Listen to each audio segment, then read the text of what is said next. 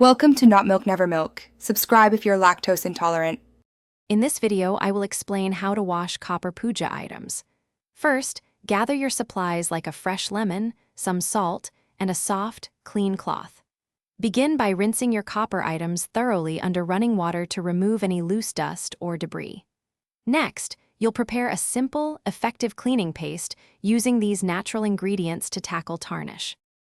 Once your paste is ready, apply it generously and evenly over the entire copper surface of your Pooja items.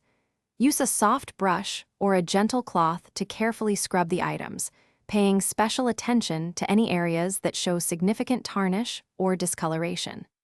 This gentle scrubbing action helps lift away the oxidation, revealing the beautiful copper beneath.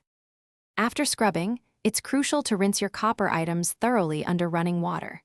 Make sure to wash away all traces of the cleaning paste, as any residue can cause new spots or discoloration. Immediately after rinsing, dry each item completely with a clean, soft cloth. This step is vital to prevent water spots and maintain their newly restored shine. For an extra brilliant finish, give your copper items a final polish with a dry, soft cloth. To keep them looking their best, store them in a dry environment away from excessive moisture, which can cause them to tarnish again quickly. Remember, regular cleaning will help maintain their sacred glow. Also, be sure to check the description for a link to the Echo Dot smart speaker and other great deals. Thanks for watching. If this was helpful, leave a like and consider subscribing. See you next time.